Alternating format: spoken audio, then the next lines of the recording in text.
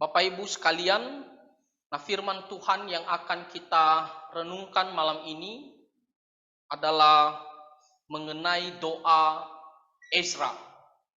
Kalau selama ini kita mengerti atau sering mendengar, doa itu adalah sarana bagi kita untuk menyampaikan permohonan kepada Tuhan.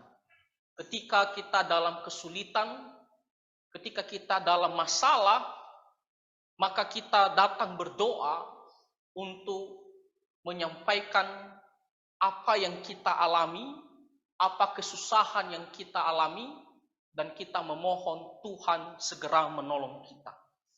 Tetapi melalui doa Ezra pada malam ini kita akan belajar bahwa doa juga adalah sarana bagi kita untuk datang mengakui dosa-dosa kita, memohon pertolongan pengampunan daripada Tuhan, memohon belas kasihan Tuhan agar Tuhan menghapuskan segala kejahatan kita.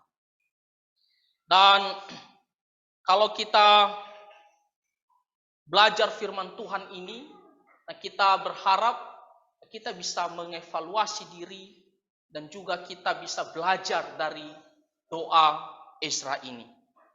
Bapak Ibu sekalian, kalau kita melihat kitab Ezra ini ditulis sekitar antara 460 dengan 440 sebelum Masehi. Dan kalau kita melihat waktunya, ini terjadi ketika orang Israel kembali dari pembuangan. Kita tahu pada tahun 722 sebelum Masehi, Israel bagian utara itu dibuang, dihancurkan oleh bangsa Asyur. Lalu kita melihat pada tahun 586, kerajaan bagian selatan atau Yehuda itu dihancurkan oleh Nebukadnezar dan mereka diangkut ke Babilonia. Dan sesuai dengan apa yang dikatakan Tuhan, mereka akan berada di pembuangan selama 70 tahun. Ketika sudah genap waktunya mereka kembali, dan kita akan melihat bagaimana 3 gelombang pulangnya orang Israel ke tanah mereka, ke tanah perjanjian. Yang pertama kita melihat gelombang yang dipimpin oleh Jerubabel, itu pada tahun 536 sebelum Masehi, dan kita melihat bagaimana Jerubabel nantinya itu atas kepemimpinannya dia membangun bait suci. Lalu gelombang kedua itu terjadi pada zaman Ezra, dipimpin oleh Ezra itu pada tahun 457 sebelum Masehi. Itu adalah gelombang kedua. Dan nanti gelombang ketiga itu terjadi atas pimpinan dari Nehemia. Dan itu terjadi pada tahun 444 sebelum Masehi. Dan nanti Nehemia itu kita bisa melihat perannya itu lebih banyak untuk membangun tembok kota Yerusalem. Jadi yang kita pelajari yaitu tentang Ezra dan orang Israel ketika mereka kembali, dan kita melihat bagaimana waktu mereka sudah kembali ke tanah Israel, hanya beberapa bulan kemudian kita melihat bagaimana orang Israel ini melakukan hal yang melanggar perintah Tuhan. Mereka berdosa kepada Tuhan. Apakah yang menjadi dosa orang Israel di sini? Kalau kita membaca di pasal 9 ayat pertama sampai ayat yang kedua, itu jelas sekali inilah latar belakang daripada doa Ezra ini. Karena ada masalah dalam kerohanian orang Israel. Di situ dikatakan, sesudah semuanya itu terlaksana, datanglah para pemuka mendekati aku dan berkata. Ketika mereka dipimpin oleh Ezra kembali dari tanah pembuangan sampai ke Israel, hanya beberapa bulan kemudian, ada yang mengatakan hanya sekitar 4 bulan kemudian. Apa yang terjadi? Di sini dikatakan ada orang-orang yang datang ke Ezra, para pemuka memberitahu kepada Ezra, orang-orang Israel awam, para imam dan orang-orang Lewi tidak memisahkan diri dari penduduk negeri yang seperti orang Kanaan, orang Het, orang Feris, orang Yebus, orang Amon, orang Moab, orang Mesir dan orang Amori. Dan dikatakan di situ ayat yang kedua, mereka telah mengambil istri dari anak perempuan orang-orang itu untuk diri sendiri dan untuk anak-anak mereka. Sehingga terjadi kawin campur. Nah, inilah yang menjadi masalah kerohanian orang Israel.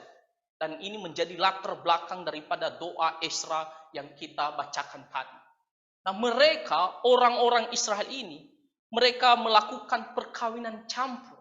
Anak-anak mereka, perempuan mereka kawinkan dengan anak laki-laki yang orang-orang Kanaan tadi.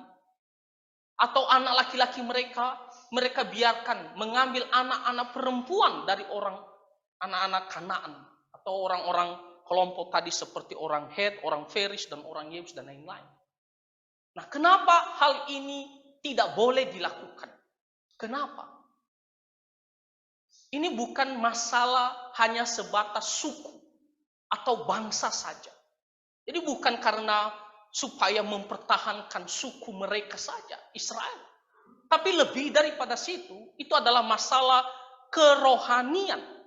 Kalau kita baca di Ulangan pasal 7 ayat 3-4, itu jelas sekali melalui Musa sudah memberitahukan kepada orang Israel, jangan kawin campur, ambil perempuan atau laki-laki orang-orang Kanaan. Kenapa? Ayat keempat jelas dikatakan.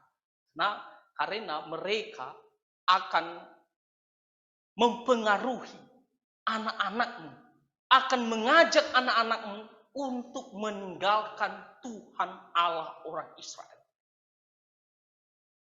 Anak-anak mereka kan generasi selanjutnya. Mereka lah yang nantinya yang melanjutkan. Mereka lah umat Tuhan selanjutnya. Nah, kalau generasi ini semuanya sudah meninggalkan Tuhan atau sudah mendua hati, bagaimana nanti bangsa Israel menjadi bangsa pilihan Tuhan, umat Tuhan yang beribadah kepada Tuhan? Itu akan benar-benar mereka sudah tinggalkan Tuhan. Jadi makanya Tuhan melarang, jangan pergi menikah dengan orang-orang Kanaan. Karena mereka akan mencondongkan hatimu untuk pergi sembahyang, beribadah kepada dewa-dewa mereka dan meninggalkan Tuhan Allah Israel.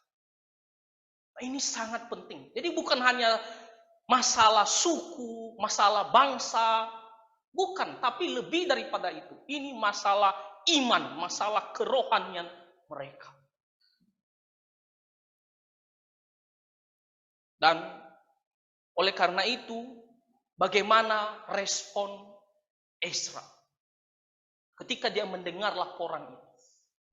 Nah, dikatakan di ayatnya yang ketiga, ketika aku mendengar perkataan itu, aku mengoyakkan pakaianku dan jubahku sebagai tanda perkabungan, tanda kesedihan. Itu adalah sebuah kebiasaan bagi orang-orang Timur Tengah secara khusus. Ketika mereka dalam keadaan sedih ataupun berkabung, mereka bisa mengoyakkan pakaian atau jubah mereka. Dan dikatakan di sini juga bahwa dia mencabut rambut kepalanya, mencabut juga janggutnya, rambut janggutnya. Dan di situ dikatakan dia duduk tertegun sambil merenung karena dia memikirkan ini masalah yang begitu serius. Nah, dari sinilah kita melihat bagaimana Ezra dia datang kepada Tuhan.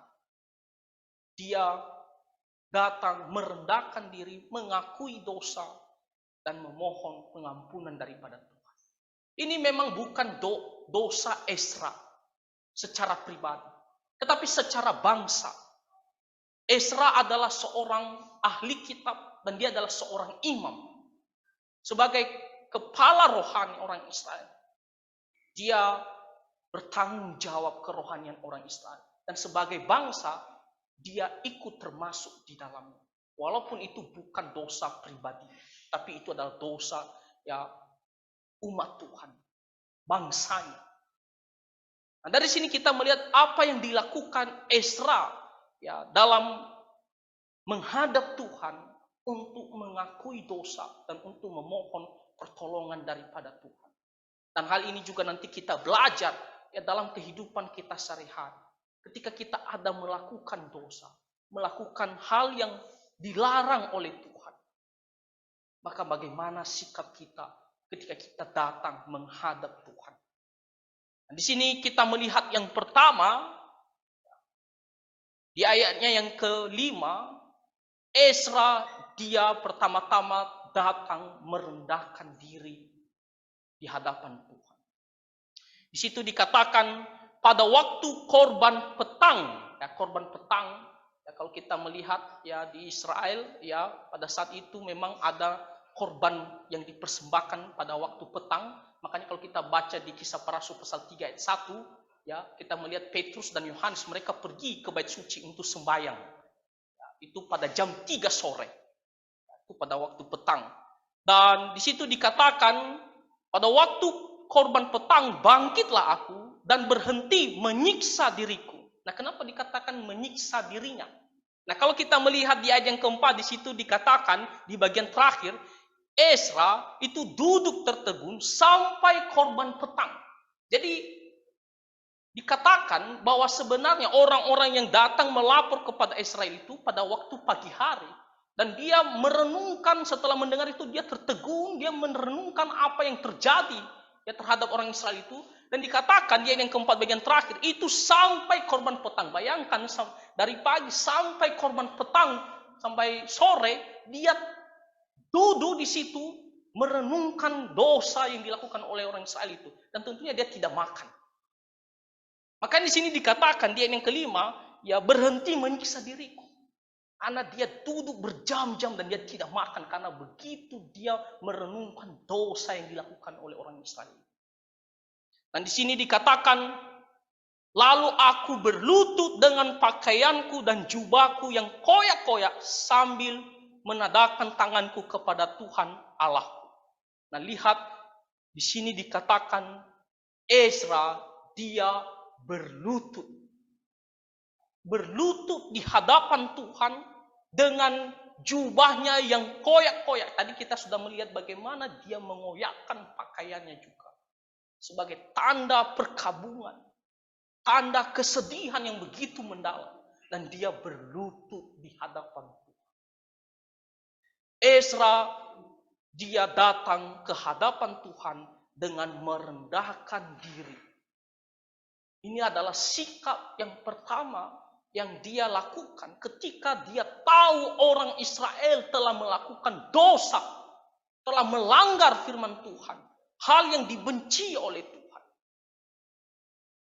Nah, dia datang pertama-tama dia menunjukkan sikapnya dengan merendahkan diri di hadapan.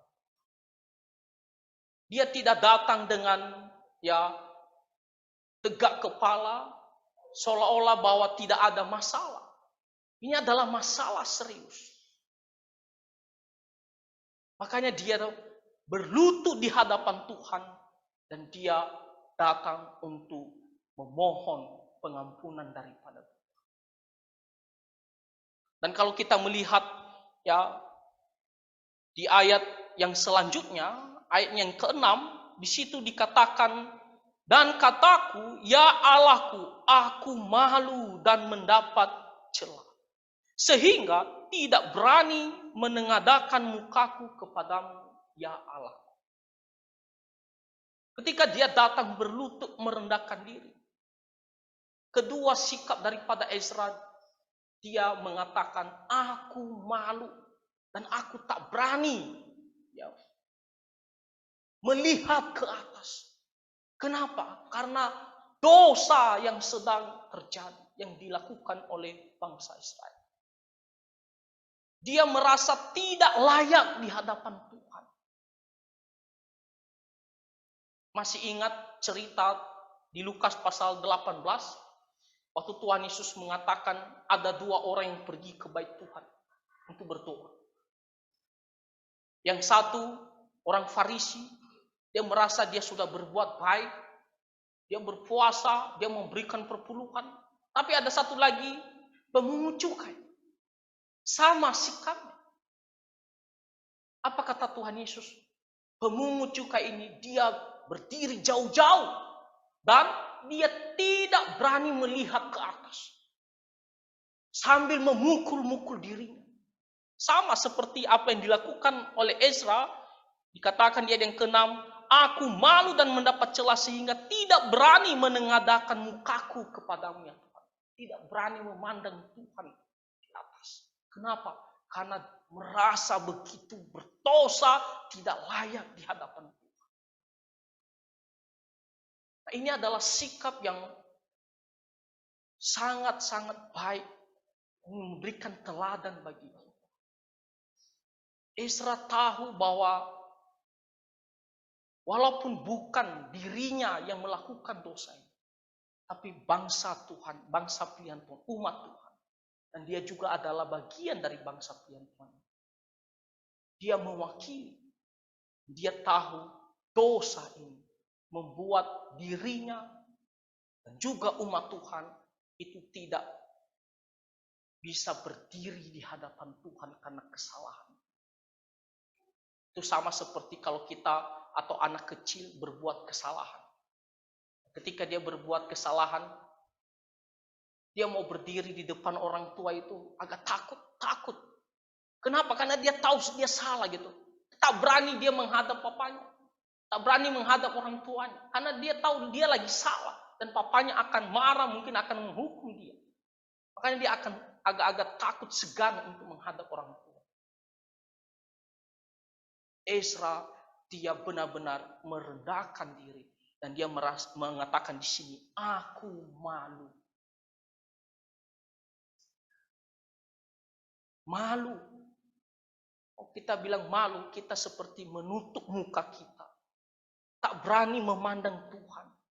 Karena dosa yang kita lakukan.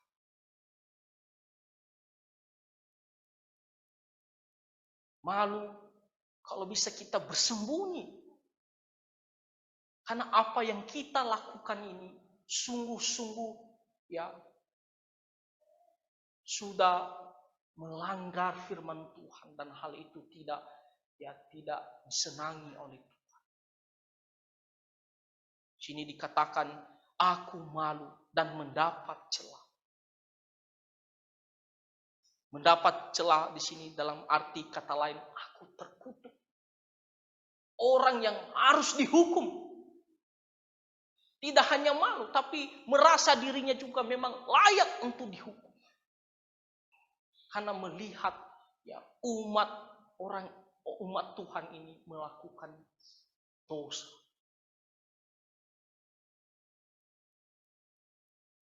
Sehingga tidak berani menengadahkan mukaku kepadamu. Bapak Ibu, ini sebuah pelajaran bagi kita. Dalam kehidupan kita sehari-hari tentunya kita ada berbuat kesalahan. Ada berbuat dosa. Bahkan ada momen-momen tertentu kita merasa ini dosa yang bukan, ya kejahatannya bukan biasa saja. Kita telah melakukan.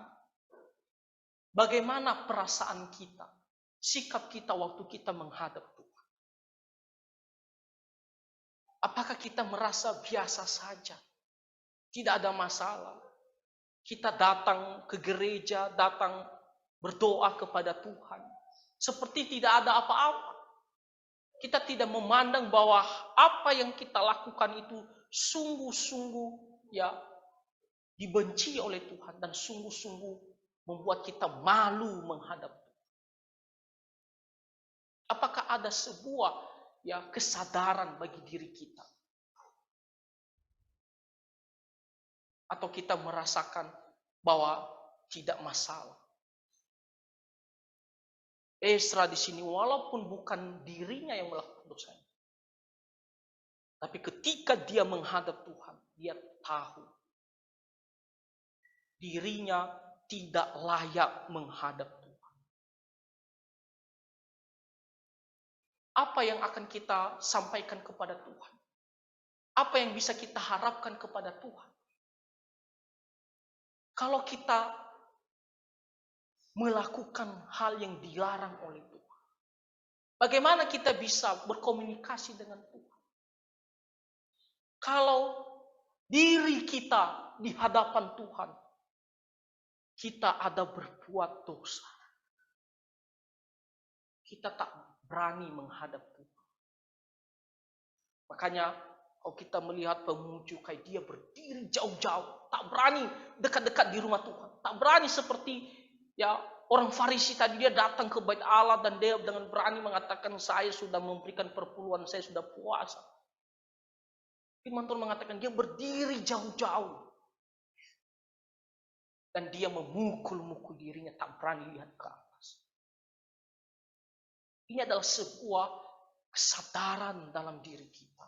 Ketika kita ada berbuat dosa.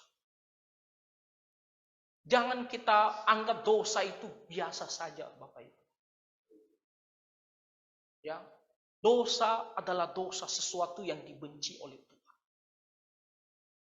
Bahkan firman Tuhan mengatakan dosa itu bisa menjadi penghalang bagi kita dengan Tuhan. Jadi kita tak boleh anggap enteng dosa itu. Itu di hadapan Tuhan. Kita harus malu karena kejahatan yang kita lakukan. Lalu hal yang selanjutnya yang bisa kita pelajari selanjutnya dari sikap Ezra ini. Dia menyampaikan dosa-dosa yang dilakukan oleh mereka tanpa membela diri.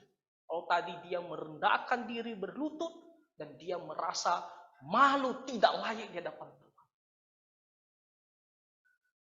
Selanjutnya di sini kita melihat bagaimana Ezra dia mengungkapkan dosa-dosa yang mereka lakukan tanpa membela diri.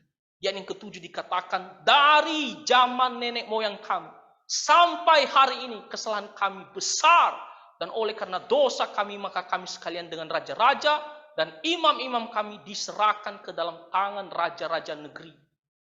Dikatakan dari zaman nenek moyang kami. Barusan mereka kembali dari tanah pembuangan. Kenapa? Karena hukuman daripada Tuhan. Karena dosa-dosa mereka.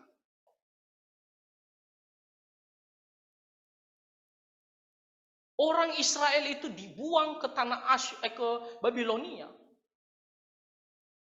Karena mereka itu meninggalkan Tuhan, pergi menyembah berhala. Dan dosa sosial mereka ya begitu jahat.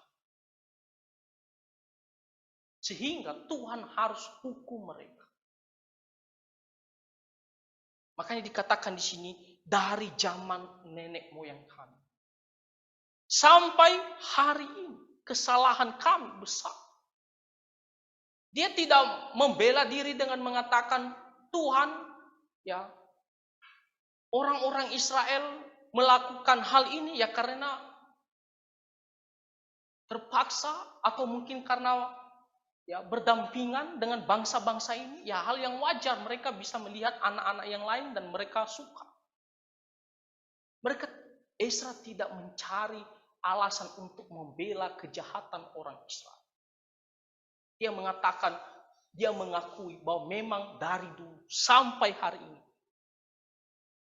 dosa yang mereka lakukan juga barusan dengan menikah dengan orang-orang yang tidak percaya. Itu karena kejahatan mereka. Dikatakan dosa kami, kesalahan kami besar. Tak bisa, bukan hanya ya kesalahan biasa saja. Dikatakan kesalahannya besar, dosa mereka begitu besar. Itulah kenapa Tuhan harus hukum mereka 70 tahun.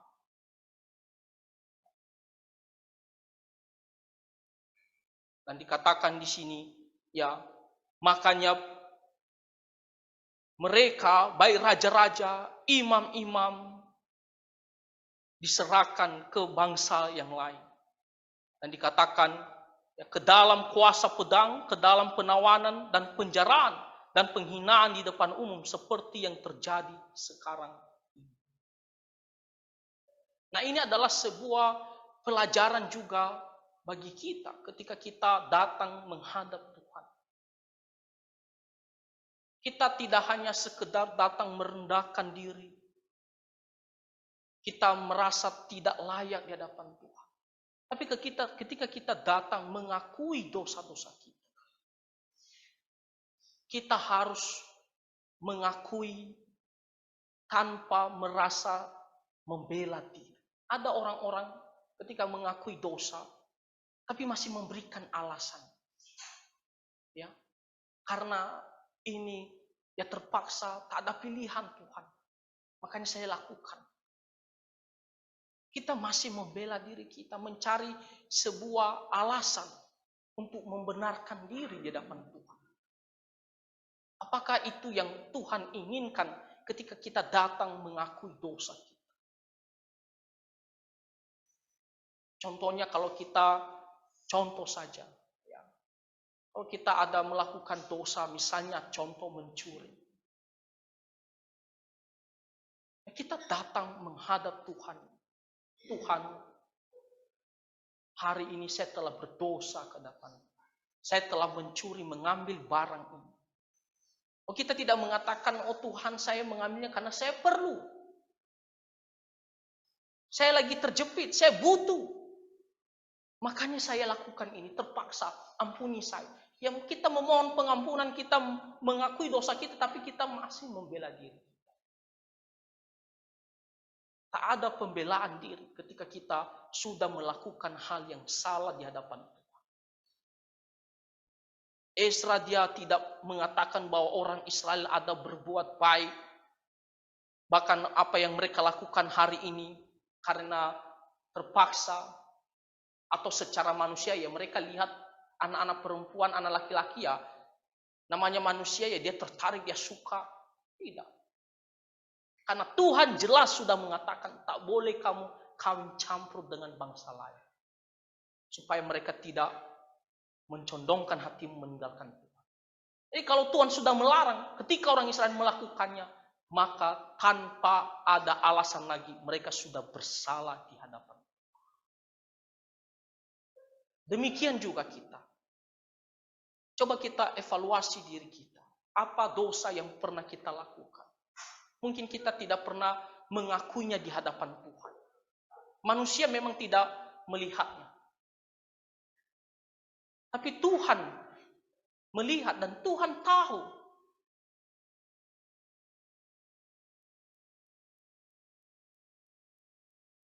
Dan kalau kita tidak pernah datang mengakui dosa-dosa kita ini kepada Tuhan, artinya kita tidak sadar akan dosa-dosa kita.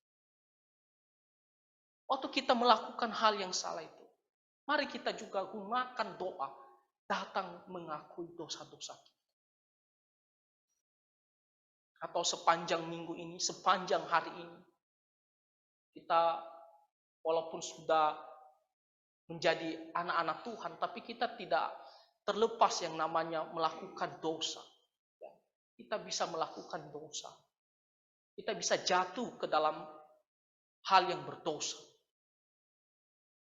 Kita lihat diri kita dan kita datang ya, mengakui dosa kita ini kepada Tuhan. Itulah yang dilakukan Ezra. Dan selanjutnya kalau kita melihat sikap Ezra, yaitu dia memohon pengampunan, ya, kasih karunia Tuhan dan bertobat.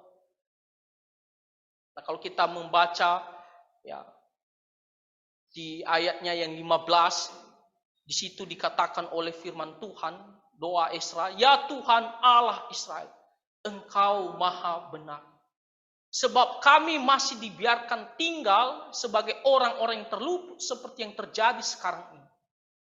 Lihatlah kami menghadap hadirat-Mu dengan kesalahan kami, bahwasanya dalam keadaan demikian tidak mungkin orang tahan berdiri di hadapan. Dia merasa bahwa kasih karunia Tuhan, belas kasihan Tuhan yang mereka rasakan selama ini. Kalau dilihat dari kehidupan mereka, seharusnya mereka ini sudah tidak layak. Mereka ini tak boleh ada yang tinggal satupun. Sudah harus dihukum. Sudah harus dibinasakan. tapi karena belas kasihan Tuhan. Dikatakan, Engkau Allah yang maha benar. Nah, maha benar di sini, kebanyakan orang mengaitkan tentang Tuhan itu setia kepada janjinya, dan Tuhan juga maha pemurah, penuh pengampunan bagi orang-orang yang datang kepadanya, yang sungguh-sungguh mau memohon pengampunan daripada Tuhan. Di sini, walaupun Ezra dia mengetahui kejahatan orang Israel begitu besar, dia tidak memohon supaya Tuhan menghukum orang Israel atau menghukum mereka. Tapi dia berbicara tentang kasih karunia Tuhan. Dia berharap agar Tuhan mengampuni mereka. Tuhan tidak menghukum mereka, lagi membinasakan mereka. Nah, ini juga sebuah pelajaran bagi kita. Tentunya ketika kita berbuat dosa, kita memohon pengampunan daripada Tuhan. Jangan Tuhan ingat-ingat kesalahan kita. Biarlah Tuhan hapuskanlah kesalahan kita ini.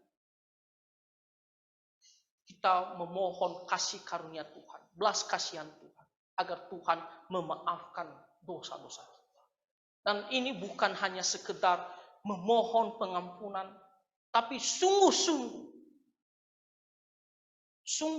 kita berharap agar Tuhan menghapuskan dosa-dosa kita. Dan tidak hanya itu, kita harus bertobat sungguh-sungguh. Kalau kita baca di pasal 10 nantinya, mulai dari ayat yang kelima sampai ayatnya yang terakhir, ayat yang ke-44, bagaimana Ezra dia bangkit dan dia menyuruh orang Israel untuk bertobat. Memisahkan diri dari orang-orang Kanaan ini. Bahkan kalau ada yang sudah mengambil ya dari orang-orang Kanaan ini, biarlah mereka pergi. Jangan mereka hidup terus-menerus di tengah-tengah orang Israel. Ezra mau orang Israel sungguh-sungguh bertobat. Tidak lagi terus melakukan dosa itu. Walaupun sudah datang memohon pengampunan, mengakui dosa, memohon kasih karunia, tapi mereka kalau tidak bertobat tidak ada gunanya. Hukuman Tuhan tetap menyala-nyala kepada mereka. Kita melihat bagaimana Ezra menyuruh orang Israel untuk diperiksa satu persatu, diadili. Siapa saja yang sudah kawin campur, biarlah mereka berhenti bertobat dan meninggalkan semuanya. Nah, ini adalah sebuah pelajaran juga bagi kita. Ketika kita datang mengakui dosa kita, tidak hanya sekedar memohon pengampunan, tapi kita juga ada dalam diri kita untuk mau bertobat sungguh-sungguh, mau tinggalkan dosa kita itu. Jangan lagi kita ulang lagi, terus lagi, sampai kapan? Itu berarti kita tidak sungguh-sungguh datang ya menyesali dosa kita dan mau meninggalkan dosa kita. Kita harus berdoa, Tuhan tolong kita. Kalau memang jenis dosa itu adalah sesuatu yang buat kita sulit untuk tinggalkan. Secara manusia itu adalah jenis dosa yang begitu kuat pengaruhnya. Kita punya Tuhan. Tuhan bisa menolong kita. Tapi diri kita harus bertekad untuk bertobat, tinggalkan dosa. Tuhan bisa memampukan kita. Walaupun memang tidak gampang secara manusia, tapi pada akhirnya kita bisa tinggalkan dosa. Nah, saudara-saudara, kalau kita melihat ya salah satu contoh di dalam Alkitab, yaitu Raja Daud.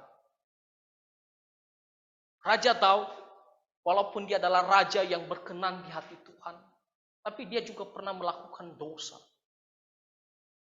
Perzinahan dan merencanakan pembunuhan terhadap Uria.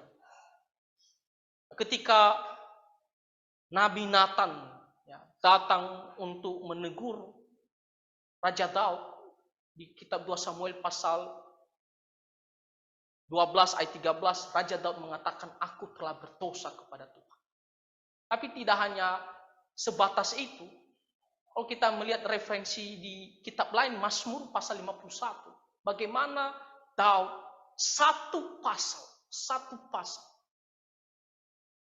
itu sepenuhnya adalah pengakuan dosanya. Dan dia juga memohon belas kasihan daripada Tuhan. Kalau kita melihat apa yang dikatakan Raja Daud, dikatakan, sebab aku sendiri sadar akan pelanggaranku. Aku senantiasa bergumul dengan dosaku. Dia juga mengakui pelanggaran yang dilakukan kepada Tuhan. Dia bergumul. Dan dikatakan oleh Raja Daud, bersihkan aku daripada dosa. Ampuni dosa-dosa saya. Dan dikatakan, bangkitkanlah kembali. Ya, bangkitkanlah kembali kepadaku kegirangan, ya, karena selamat yang daripadamu. Dan lengkapilah aku dengan roh yang keren. Ya, jangan biarkan aku lesu terus, dan jangan biarkan aku terus di dalam dosa saya. Bangkitkan saya. Untuk bisa kembali mendapatkan sukacita dan terlepas daripada kejahatan. Nah, ini juga menjadi suatu pelajaran bagi kita dari Raja Daud. Daud sendiri, walaupun dia adalah seorang yang berkenan di hadapan Tuhan, namun ketika dia berbuat dosa, dia juga menggunakan satu kesempatan untuk berdoa, untuk menyampaikan dosa pelanggarannya dan memohon pertolongan, pengampunan daripada Tuhan. Memohon belas kasihan daripada Tuhan. Sama seperti Ezra tadi. Nah, jadi saudara-saudara, doa tidak hanya sekedar kita datang ketika dalam kesusahan. Datang berdoa memohon pertolongan daripada Tuhan. Tapi ketika kita juga berbuat dosa, berbuat hal yang salah di hadapan Tuhan, kita sadar, maka doa juga adalah kesempatan bagi kita untuk mengakui dosa-dosa kita. Makanya kalau kita berdoa, kita itu selalu singgung tentang Tuhan ampuni dosa-dosa kami. Jikalau ada dosa yang kami lakukan, baik sengaja maupun tidak. Tapi ada waktu-waktu tertentu ketika kita menyadari bahwa hari ini kita melakukan dosa yang di mana ya, yang seharusnya saya tidak usah lakukan. Apalagi dosanya kita anggap ini sesuatu yang fatal ya secara manusia. Kita bisa gunakan waktu, ya satu waktu kita sendiri, kita datang berdoa kepada Tuhan. Kenapa sangat penting? Karena kalau kita tidak datang mengakui dan memohon pengampunan daripada Tuhan, hati kita ini tidak ada suatu damai sejahtera. Tidak ada sukacita, tidak ada ketenangan. Dan kita merasa ada sesuatu yang tidak beres hubungan kita dengan Tuhan. Karena masih ada dosa yang belum tuntas dalam diri kita. Dan Tuhan pun memandang kita, ya, dia pun tidak senang. Karena kita tidak menyadari dosa kita. Tidak mengakui dosa kita. Tidak datang memohon pengampunan daripada Tuhan. Nah, jadi contohnya kalau kita ada melakukan dosa, contohnya tadi saya kasih contoh, misalnya mungkin kita ada ya mencuri contohnya, atau kita dalam hari itu ya kita begitu benci sama seseorang, ya, kita benar-benar mau ya, melakukan hal yang jahat terhadap dia, karena mungkin sakit hati, apakah itu karena perkataannya atau karena tindakannya, kita benar-benar dendam sama dia. Kita datang kepada Tuhan. Tuhan, ya, kita merendahkan diri. Tuhan, saya adalah orang berdosa. Saya telah melakukan kejahatan. Tuhan, ampuni dosa-dosa saya. Tuhan, lepaskan saya dari kejahatan ini. Dan saya mau bertobat sungguh-sungguh. Tuhan pun akan senang. Di kitab 1 Yohanes pasal 1 ayat 9 dikatakan, kalau kita mengaku dosa kita, Dia adalah setia dan adil. Dia akan menghapus kita dari segala kejahatan kita. Jadi Bapak Ibu, kita sendiri yang tahu, masing-masing kita tahu apa yang kita lakukan dalam hidup kita sehari-hari. Khususnya pada hari ini, kita sendiri yang tahu dosa apa yang kita lakukan hari ini. Kejahatan apa yang kita lakukan. Dan sekali lagi saya katakan, manusia bisa tidak tahu.